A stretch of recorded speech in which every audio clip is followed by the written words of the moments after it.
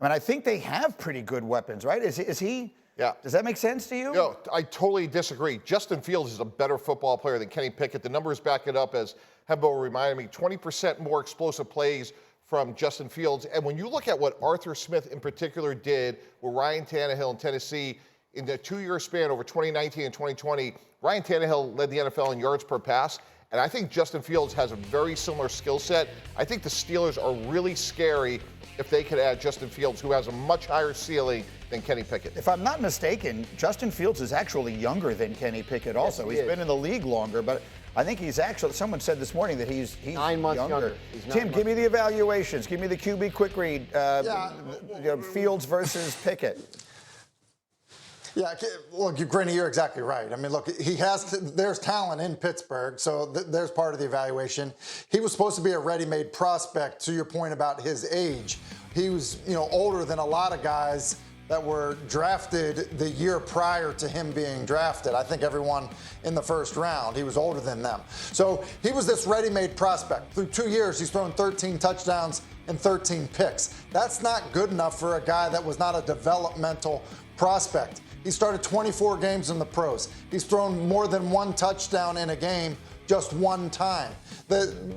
Mike T is exactly right. The ceiling is way higher with Justin Fields, and because of the unique situation in Chicago, the fact that you could get your hands on a player as talented as Justin Fields to add to your already talented group, especially on the offensive side, I think makes all kinds of sense. Talk to me, Graz. Yeah, I agree, and I think that word ceiling is the key here, right? Because we still don't know on Justin Fields. Like we haven't seen him flourish. We've seen flashes, but we've also seen some of the issues that he's had. So he needs to develop further.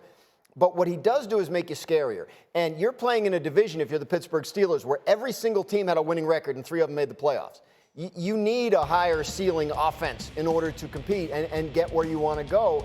And I don't think Kenny Pickett is scaring defenses. I don't think he makes you hard to play against. And Justin Fields would. Even if you wanted to build the run game, right, around Najee Harris and Jaylen Warren, like that changes if you put someone with Justin Fields' running ability at quarterback. That makes it a lot harder to play. So I think Terry Bradshaw is not thinking as big as the Steelers need to be thinking at the quarterback position. Greedy, there's a massive sense of urgency. If I'm the Pittsburgh Steelers, I've probably already talking to Ryan Poles and the Chicago Bears, because I know Atlanta very likely is in this as well. And if I'm Pittsburgh, I got to get Kirk Cousins. I have to either get Justin Fields or probably trade up from the 8th pick. So those conversations are happening right now. When we get to Indy next week, these deals will be finalized. And when you deal with the complexities of the salary cap, a cash budget, draft choices, those conversations take weeks and weeks and weeks. So I'm sure they're happening right now, and I think Justin Fields will be traded by next week. That's the point that I was making when I said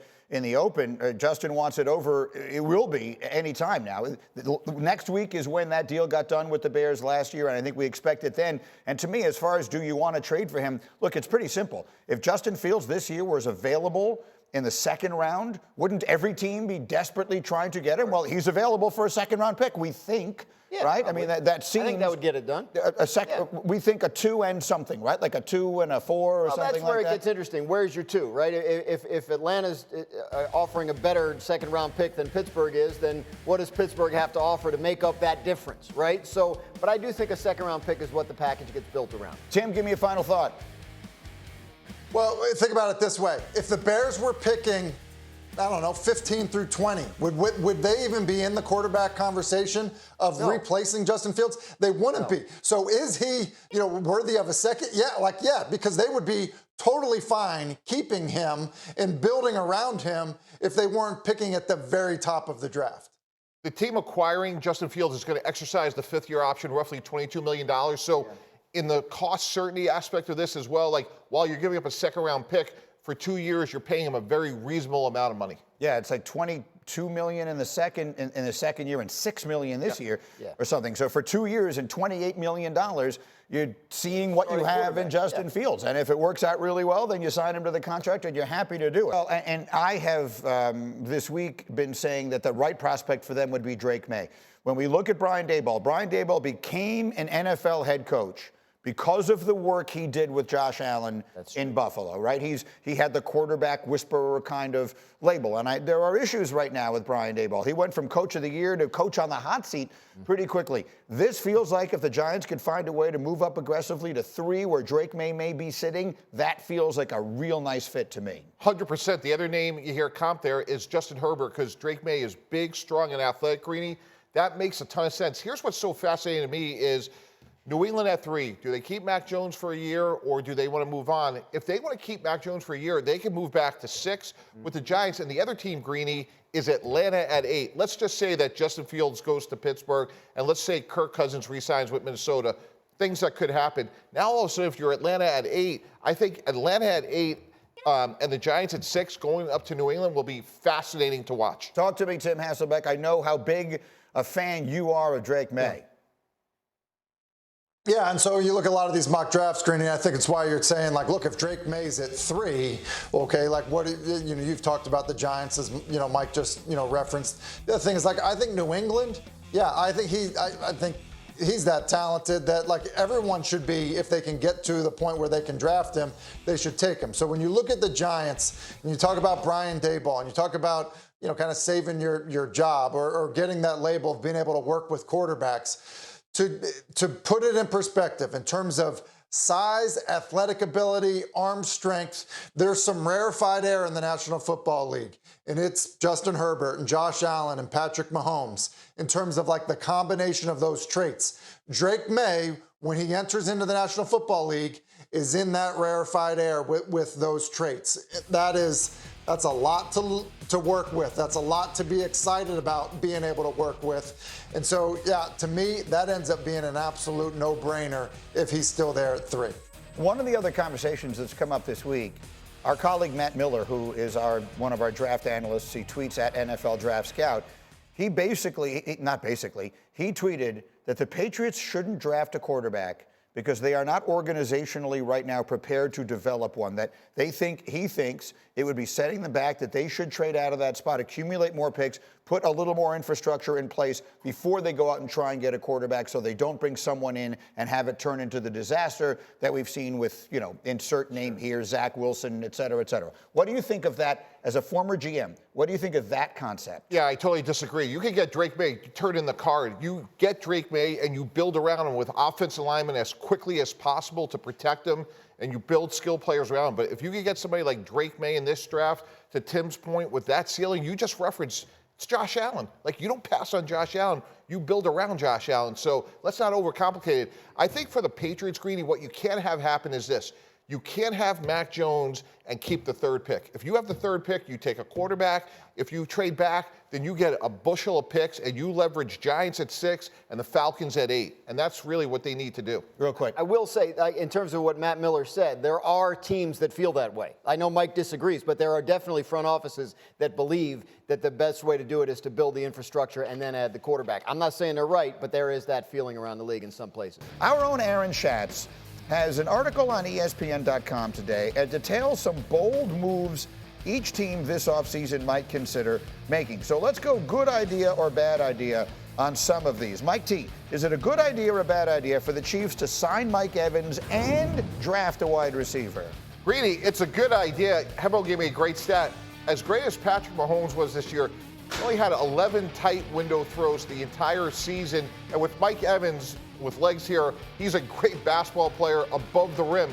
As long this idea works, as long as it doesn't cost us L'Jarius Sneed and Chris Jones, but if Mike Evans wants a meaningful chance at a ring, this is a win-win. Yeah, look, there's no team in the league that wouldn't be better if they signed Mike Evans. Tim, let me go to you.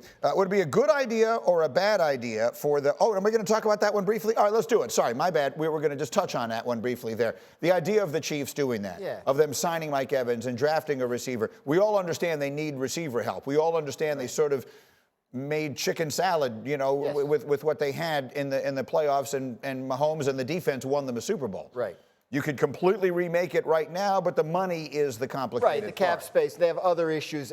Mike mentioned Chris Jones and L'Jarius Sneed pending free agency. They have other pending free agents. They have other needs, frankly. They're going to need help on the offensive line as well. So, to me, it's a great idea, But in terms of practicality, it feels like a really good, am I right, a wide receiver draft. Like even if you're picking 32, you might be able to get an impact guy there. And if that's the case, it may be that their free agent money, their outside money better spent at tackle and other positions. Yeah, the book on this draft is that it is very good and deep at a wide receiver and offensive line. Those are the two positions to keep an eye on. All right, Hasselbeck, let me come to you next. Is it a good idea or a bad idea for the Patriots to stay at number 3, draft Marvin Harrison Jr., and deal with the quarterback another time? That's a bad idea. Look, I think when you look at what the future potentially is, in New England, Mac Jones' rookie year was probably a pleasant surprise. He's gotten worse every year since, and I think it's obvious that he's not the future there. New regime, I think drafting a wide receiver, as talented as Marvin Harrison Jr. is, I think in some ways you're not going to get the most out of him, and then you're still trying to figure out what quarterback looks like a year from now, and who knows what that will be. What do you think, Mike T? Well, the caveat would be is if you could get him and a first-round pick, be it from Atlanta at 8 or the Giants at 6, now you're rebuilding with a young, talented player. I agree with Tim philosophically, which is if you're at 3, go take the quarterback. But if you move back and can do some volume, then a guy like Marvin Harrison makes them a lot better. Well, if they move back, let's just say I've been proposing they move back to 6 and the Giants come up there.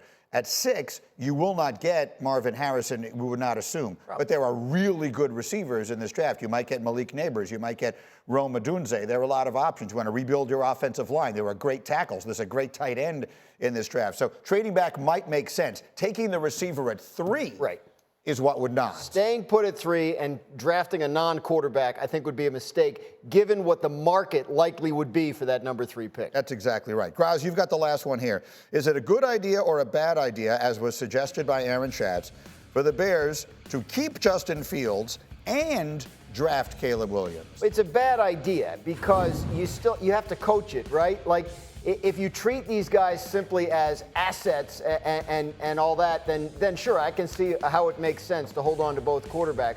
But it's a mean thing to do to your coaching staff and, frankly, to the players, because I think it hurts the ability to develop either one of them. And the rookie's going to need to develop on the job. And, frankly, Justin Fields needs to continue to develop. Look, there was an old expression in football. If you've got 2 quarterbacks, it means you don't have one. And while I know things have changed a lot in this particular element, I think it would still apply. And our buddy RG3 weighed in on this, saying the Bears' decision with Fields will have a domino effect on the QB movement this offseason. Draft Caleb and trade Fields where? Keep Fields and trade the first pick. Who gives them a king's ransom? The Bears should trade the first pick and cut the drama.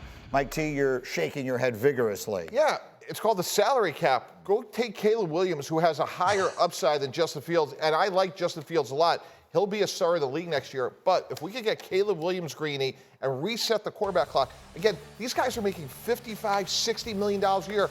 Ask John Lynch and Kyle Shanahan what it's like to have a rookie quarterback. It's Christian McCaffrey. It's Chase Young. That's why you keep the pick. They did an unbelievable job to have it. Don't overcomplicate it.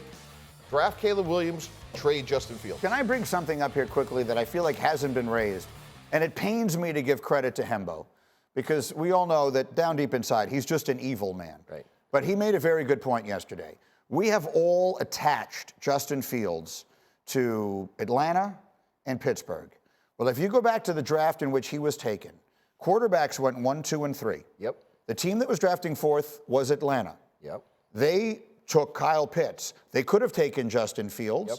They didn't. Their general manager, Terry Fontenot, is still the general manager in Atlanta. Their head coach then, Arthur Smith, is now the offensive coordinator in Pittsburgh. These are 2 guys who had the option of choosing Justin Fields and chose not to. Does that suggest that maybe the obvious spots, Atlanta and Pittsburgh, aren't as obvious? They also had the option at that time of hiring Raheem Morris as head coach, and they decided to hire Arthur Smith. So maybe they're fixing all the mistakes all the things they got made, wrong back then. So yeah, I don't think it means that they wouldn't do it. Obviously, we go back to Kyle Pitts' draft. Nobody thought that was a bad pick, right? Like, that guy was seen as this generational talent. So no, I don't think that has any bearing on what they would do. What do you think, Mike T? Yeah, it's also supply and demand. Like, what else are your options? And correct. Justin Fields, you know more about him today than you do 3 years ago. So they've learned, and look, we'll see what Terry Fontenot does, but you juxtapose Desmond Ridder and Justin Fields, that's an easy decision, and it may come down to J.J. McCarthy at 8 and Justin Fields. So those are the things you're looking at. I understand. It's just people like you GM types, tend not to like to admit you were wrong about things. And so, unlike guys like Rex Ryan, who sits here every week, who always admits when he's wrong. Yeah, he generally tends to admit that you were wrong about most things.